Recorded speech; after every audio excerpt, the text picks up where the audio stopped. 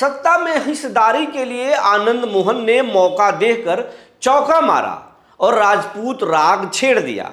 राग छेड़ते ही हर राजपूत नेता राजपूतों की बात करने लगे। जो नेता चुपचाप थे वो आनंद मोहन के खिलाफ बोलने लगे।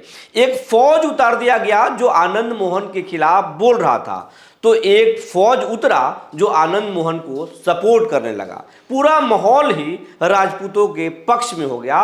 बीजेपी पर और एनडीए पर सवाल खड़े होने लगे कि जिन्होंने सरकारें बनाई, सरकार में आखिर उनकी हिस्सेदारी कितनी है। अब देखिए, बीजेपी है, चुनाव लड़ाना और जीतना बीजेपी से कोई ज्यादा नहीं जानता। और अब पवन सिंह को बीजेपी ने अपना एमएलसी उम्मीदवार बना दिया है।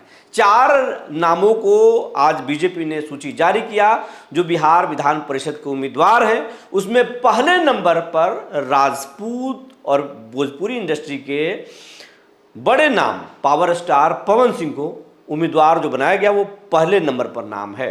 तो आज इसमें बात करेंगे कि आनंद मोहन के बहस छेड़ने के बाद किसी को फायदा हो या ना हो, लेकिन जो सियासत में अलग थलग पावर स्टार पवन सिंह पड़े हुए थे वो अब एमएलसी जाएंगे, यानी सदन के हिस्सा बन जाएंगे। ये सब कैसे हुआ, ये सब कुछ बताएंगे। कहां पर इसकी स्क्रिप्ट लिखी गई, पवन सिंह को क्या क्या कहा गया। जी नमस्कार, मैं हूं विपुल कुमार और आप देख रहे हैं सूर्य विहार डिजिटल न्यूज। अब हम तमाम दर्शकों से यह अपील करना चाहते हैं कि अगर आप इस चैनल पर नए हैं या फिर अब तक इस चैनल को यूट्यूब पर आपने सब्सक्राइब नहीं किया है तो सब्सक्राइब कर लें, बेल आइकन को दबा लें। अगर आप हमें फेसबुक पर देखते हैं तो पेज को फॉलो करना ना भूलें। हम सूर्य विहार इंस्टाग्राम पर भी हैं, सूर्य विहार 1 के नाम से। आप हमें वहाँ भी देख सकते हैं और फॉलो कर सकते हैं। अब आपको खबर विस्तार से बताने जा रहे हैं। सबसे पहले बात वो कि जब नीतीश कुमार 2025 में प्रचंड बहुमत जीत कर आए, मंत्री तो उन्होंने वो मुख्यमंत्री बने, कहा जा रहा था कि उस दौरान जो है पवन सिंह को कुछ इनाम दिया जा सकता है। अब मंत्री वो चुनाव जरूर नहीं लड़े, लेकिन हो सकता है कि कैबिनेट का हिस्सा बनाया जाए, लेकिन ऐसा कुछ भी नहीं हुआ। एक नाम जरूर बिना चुनाव लड़े हुए मंत्री बना, जिसका नाम आया, वो नाम सुनकर हर कोई चौंक गया। नाम दीपक प्रकाश वही उपेंद्र कुशवाहा के बेटे जो काराकाट में चुनाव लड़े थे। पवन सिंह उनके खिलाफ बागी होकर लड़े थे। एनडीए के उम्मीदवार थे उपेंद्र कुशवाहा, तीसरे नंबर पर है, और बीजेपी से बागी होकर जो पवन सिंह लड़े वो दूसरे स्थान पर रहे थे, यानी एनडीए के उम्मीदवार से ज्यादा वोट लाए। लेकिन पवन सिंह सियासत में एक अलग थलग पड़ गए और उपेंद्र कुशवाहा राज्यसभा भेज दिए गए। उनके बेटे बिना चुनाव लड़े मंत्री बन गए और पत्नी को टिकट दे करके और चुनाव जिता करके वो विधायक बना लिए। यानी चुनाव हारे उपेंद्र कुशवाहा भी और चुनाव हारे पवन सिंह भी। उपेंद्र कुशवाहा पूरे परिवार सेटल कर गए, लेकिन पवन सिंह जिन्होंने नीतीश कुमार के लिए या एनडीए के लिए 2025 के चुनाव में मोदी और नीतीश की जोड़ी हिट हो गई और गमछा जो नचाए थे वो गमछा लेकर कोने में चले गए थे। उनका चर्चा कहीं भी नहीं हो रहा था।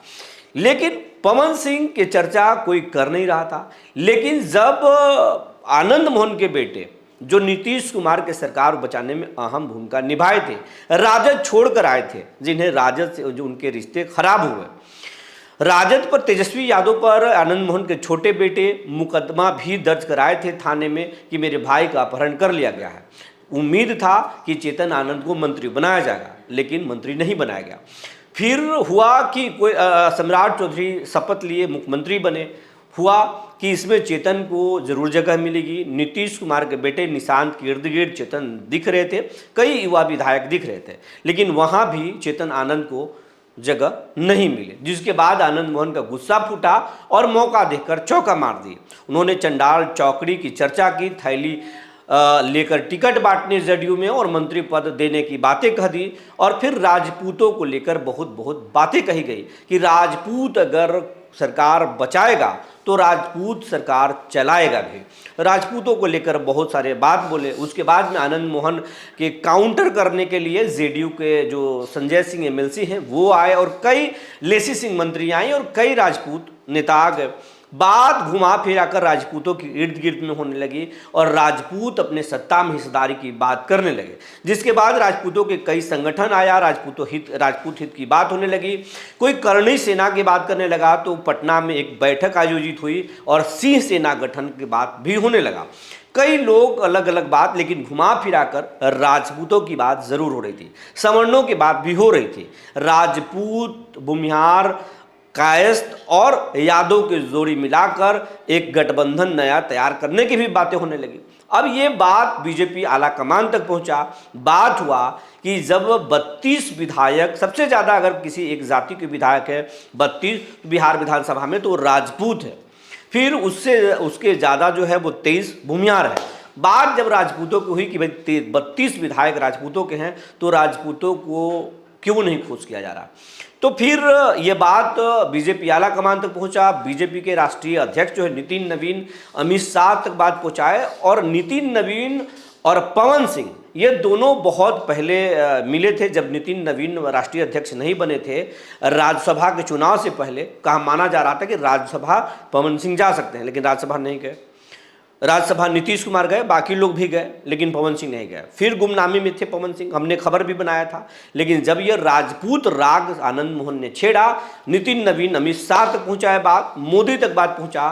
फिर हुआ कि राजपूतों के बड़े चेहरे नहीं, भोजपुरी के बड़े नाम और राजपूत वोट में एक अच्छी पकड़ रखने वाले पवन सिंह को मौका देकर चौका मार देना चाहिए, यानी पवन सिंह को दे देना चाहिए। और इससे एक मैसेज आएगा कि हमने उपेंद्र कुशवाहा को भी सम्मान दिया, तो फिर पवन सिंह को भी हम सम्मान दे रहे। हमारे लिए राजपूत जो है भी जरूरी है और हर जाति। तो ये एक मैसेज बीजेपी नेतृत्व ने खेल दिया है और इसीलिए पवन सिंह का नाम, जो आज बिहार विधान परिषद के 4 उम्मीदवारों के जो नाम बीजेपी ने जारी किया है, उसमें पहले नंबर पर पवन सिंह का नाम है। दूसरे नंबर पर संजय मयूख, जो प्रधानमंत्री मोदी और अमित शाह के भी करीबी हैं और ये मीडिया कोऑर्डिनेटर हैं, नेशनल केंद्रीय दिल्ली में जो है पूरा मीडिया को ये देखते हैं। और तीसरे नंबर जो कैंडिडेट हैं वो अनिल कुमार ठाकुर हैं और चौथे नंबर पर जो है वो शीला पंडित हैं। ये 4 लोगों को उम्मीदवार बनाया गया है और ये लिस्ट है। तो ये नाम है, लेकिन अब बात यही हो रही है कि आनंद मोहन को इससे फायदा हुआ हो या नहीं हुआ हो, लेकिन पवन सिंह को जरूर फायदा हो गया। आनंद मोहन की दहाड़ से पवन सिंह की एंट्री हो गई और आने वाले दिनों में राजपूतों के कुछ और चेहरों को फायदा हो सकता है। और राजपूतों को अगर मिल गया तो भूमिहारों पर भी कोई दाव बीजेपी खेल सकती है या बाकी पार्टियां भी खेल सकती हैं। वैसे भूमिहार में जो है विजय कुमार चौधरी डिप्टी सीएम हैं और विजय सिन्हा भी डिप्टी सीएम पहले रहे हैं, अभी भी मंत्री हैं और कई बड़े नाम हैं। तो राजपूतों की बात हो रही थी, तो राजपूतों में पवन सिंह को उसी दहाड़ पर, उसी राग पर एंट्री मिल गई। आप क्या सोचते हैं हमें ज़रूर बताएंगे। आपके कमेंट का हमें इंतजार रहेगा। तब तक के लिए धन्यवाद।